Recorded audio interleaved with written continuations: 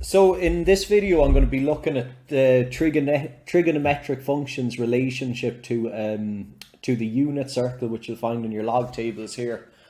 And I'll also be just showing you how to find the sine, cosine, and tangent functions for functions for angles that are greater than 90 degrees. So they'll be related to this unit circle. So you can see a lot of them are actually given in here. So say 180 degrees, the cosine of that would be -1. Or you have 270, the cosine of that would be 0, and so forth. You can see they're all down in this table here. So just to explain where this all comes from, we'd looked already at our triangle here, where we found our hypotenuse, opposite, and adjacent. We're given our angle here. And we can see that sine is equal to opposite over hypotenuse. So what I'm actually going to do is I'm going to take that triangle and I'm going to draw that in on the top of this circle here. Now this is a unit circle. So this green line I'm after drawing will always have a length of 1. Now the next thing I'm going to do is I'm just going to put a line coming directly from down here, and I'll put this in blue, coming down like that, and then you'll also have the base of the triangle. So you can see from here we've actually formed a right angle triangle with its 90-degree side just there where my mouse is hovering. Now if you were to look at, and we'll just draw in the actual angle theta here. So if you were to look at the angle inside that, and if I was to ask you, say what sine of that, opposite over hypotenuse, well that will be over here, and we'll just label them. Opposite this is over here, so we'll just label that op, not to confuse it with 1.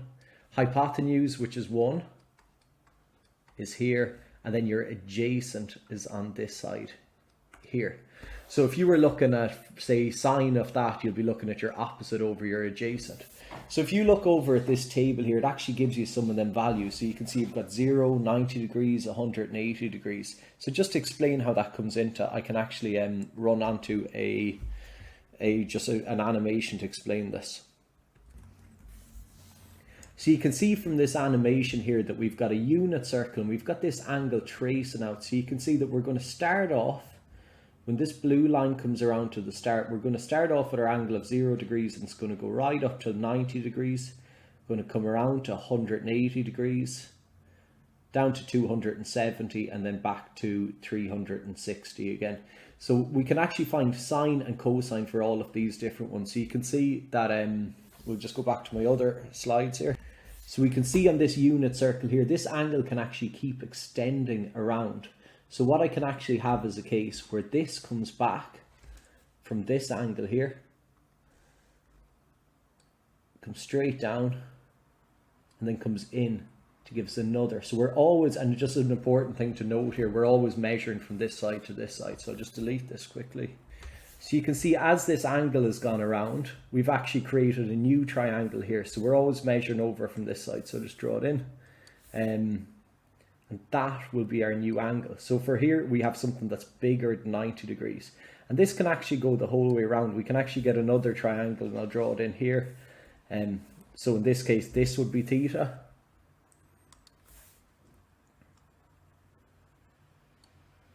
Or we could get an angle that's formed down here, or we could form over here. So I'll show you the two then now. So you can see this angle here, this is one that's bigger than 180 degrees. And then again, we're actually going to still be just marking from, and we're going to be taking these sides as our sine, cosine, and tan. So you can see in this case here, this here would be our opposite. So we're taking this angle here. So you actually take the smaller one when you're considering it. But we're actually measuring a larger angle. And I'll show you, there'll be something that I'll show you that'll be slightly different than when you're measuring one in the first quadrant here. So this would be your opposite.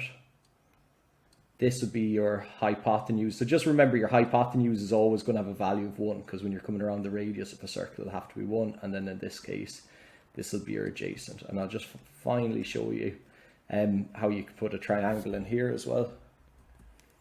So if you were to find say sine of this big angle, you're going to consider this smaller angle here. So what I mean by that is, say if we take that angle x, the sine, say if that was 330, for example, you're going to find where x is here, and you're going to consider that as your opposite. That'll always be your hypotenuse because it's the biggest angle. It's the one on the outside the circle, and then this one is your adjacent.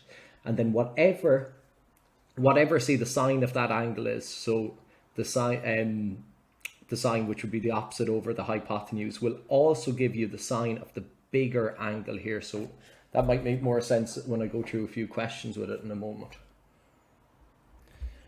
The final thing I need to mention about this unit circle are the quadrants in it. So we have different quadrants on this, and this is the first.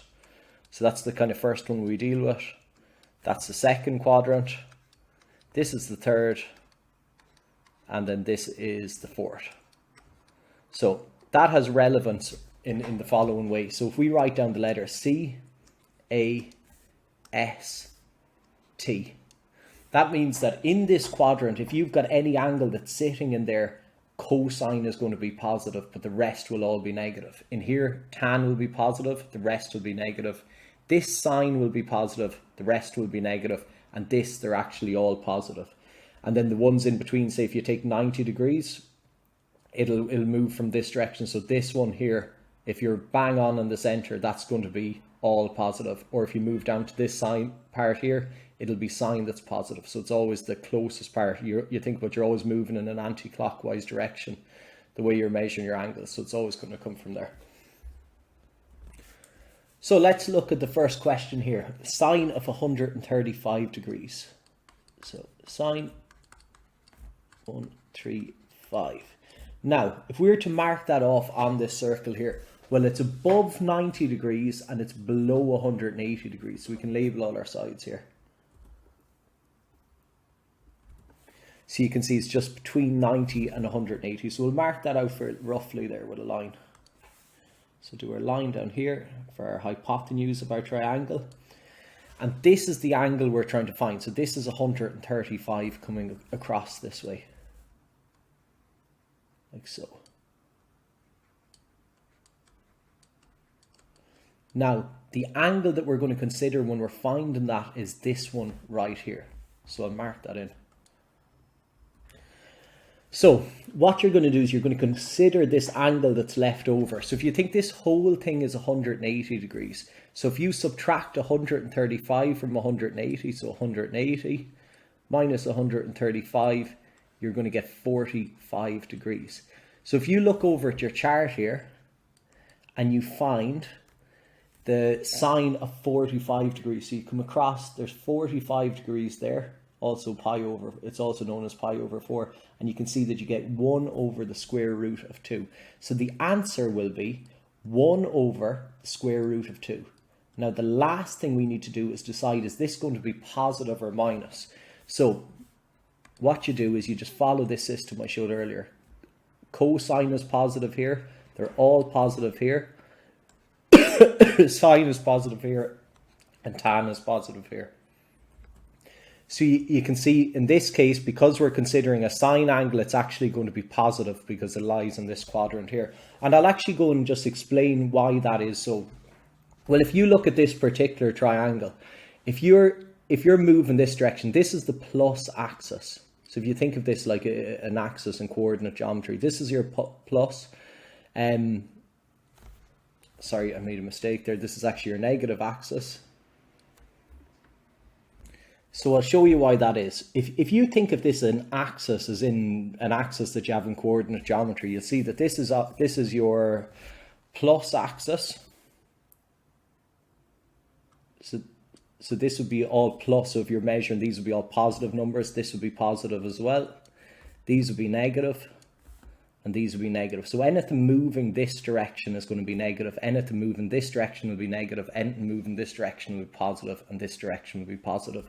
So think about what way these lines are moving here. If you come out, this one here is going to be positive. Then this one here, actually, sorry, my mistake, that one there is going to be negative. And the reason being is it's moving in the negative direction. So it's moving this way. Then this one here is moving up towards your positive side. So that's going to be positive.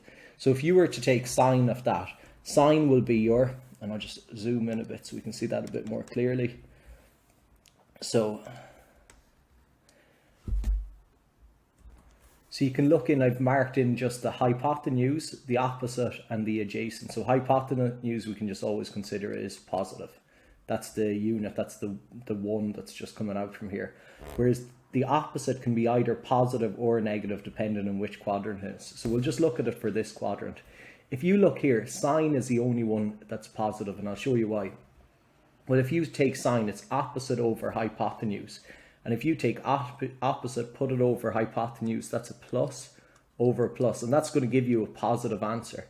Whereas if you take cosine, cosine is going to be your adjacent over your hypotenuse. So adjacent over the hypotenuse, which would be a negative over a plus. So you can see a plus divided into a negative is going to give us a negative answer.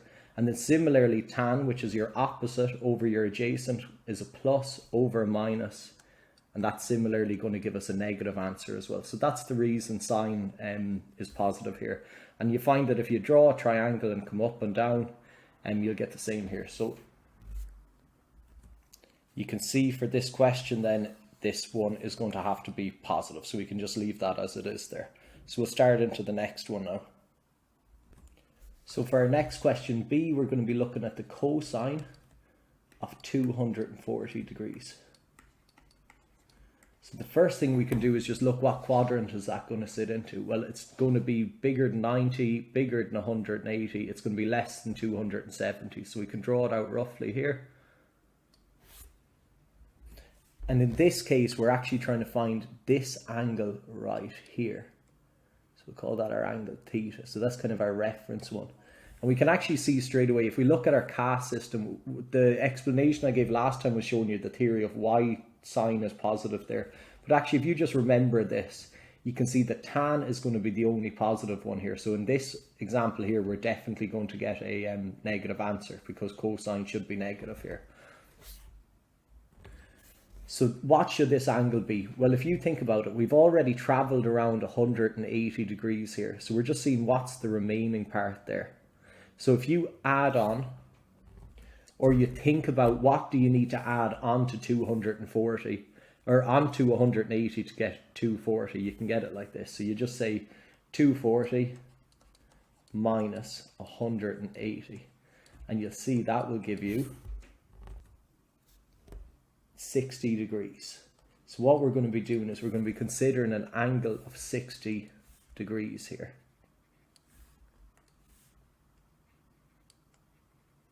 So we go over to our log tables and we'll check them here and we'll see what is cosine of 60 degrees. We can see if we go along to this. Now you can check this with your calculator as well. It'll do the same thing for you.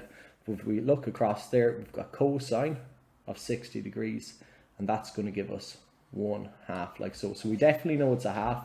And we also know here it's also going to be a negative answer because we looked at our cast system. So we can finish off our answer there and we can say it's equal to 1/2 and then it's negative. And the reason, just to remind you that it's negative, is because it's lying in this quadrant and only tan can be positive there. So finally we'll look at question C, and that's going to be looking this time at a negative angle. So we're looking at cosine of minus 135 degrees. Minus 135 degrees here. So first what we'll do is we'll just draw a quick diagram of where that might sit in here. Now, for the other ones, if you think about when we're measuring a positive angle, so say for 45 degrees, we're going to come up this direction. This is what we call a positive angle. So that would be plus 45 degrees. But if you decided to move this way around, it's going to give you negative. So say if you wanted to go negative 20 degrees, would be like this, because you're coming in the negative direction. So this time, just as we're marking in our angle, we're going to need to think of this as 0 degrees, and then this is kind of minus 90 degrees. So to change it slightly this time, this is going to be minus 180 degrees. And then if you did need it, we won't need it for this question, but this would be minus 270 degrees. So they're the same thing. If you put them into your calculator, check minus 2 cosine, say if minus 270, it'll be the exact same as 90 because they're the same angle. It's just measuring it from a different way, different direction. So like our other questions, you can see that this one minus 135, well, it's going to be bigger than 90 and it's going to be less than 180. So you can see for that reason, it's going to lie in this quadrant here. So we can do our lines out. And we can see, so the angle that we're going to be dealing with this time is this angle here. Just mark that with theta.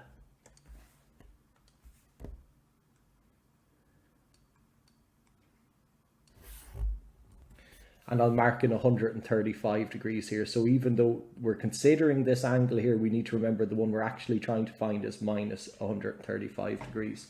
So we think about, we've come across 135. This whole thing is 180. So to find this angle here, we're just going to subtract 135 from 80. So take 135 from 80 and you'll get 45 degrees. So what we're doing is we're considering an angle of 45 degrees right there. So let's look over at our log tables and see what we get for that. So for this one here, we're going to get 45 degrees and we're looking for cosine. So cosine of 45 degrees will be 1 over the square root of 2. And then the final thing we just need to do with that is decide whether it's positive or negative. So it's going to be 1 over the square root of 2. And then because we're dealing with cosine, you can see it's only tan that will be positive here. So if it was a tan function, it will be positive. Everything else is going to be negative for this one. So for our final question, if sine of theta is equal to minus square root of 3 over 2, find two values for theta for where theta is between 0 degrees and 360 degrees. So you're going to get the same values for sine of theta in different quadrants. You're going to get this same answer. So the first things first is we'll just come over and look at our log tables and see where do we find square root of 3 over 2 on it. So you can see over here we've got square root of 3 over 2, and that's for an angle of 30 degrees, or if you wanted to think about it in radians, it's pi over 6. So we'll come over here and we'll just mark off where the different 30-degree angles are. So there's the first one here, up like so. Now what do we know about this angle of 30 degrees if we mark it in? So that's 30 degrees. Now, could the answer of that possibly be minus square root of 3 over 2?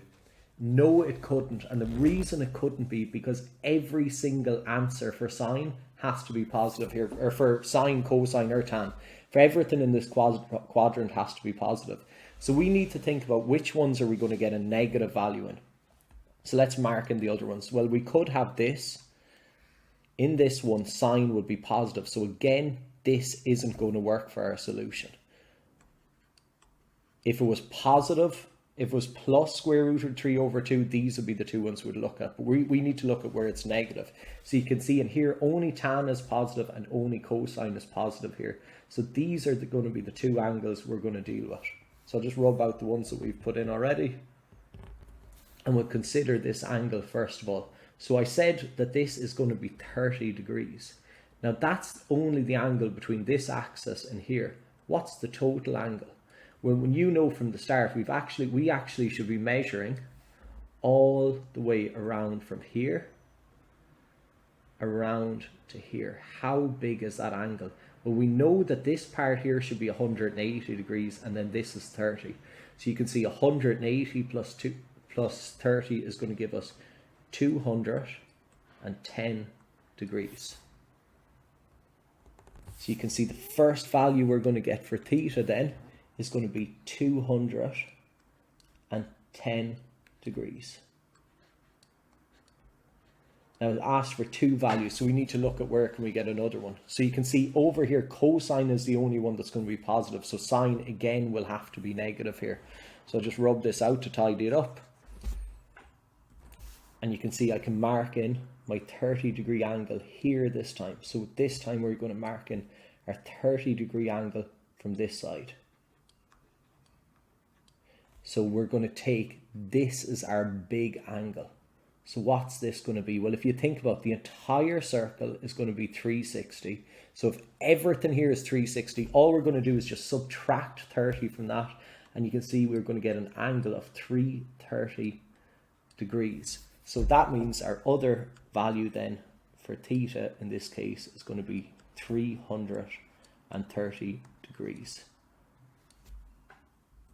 So that's my explanation of trigonometric functions and the relationship to the unit circle, and also the explanation of how to find sine, tan, and cosine for angles that are actually bigger than 90 degrees. So not just dealing with this triangle here. And thank you for watching.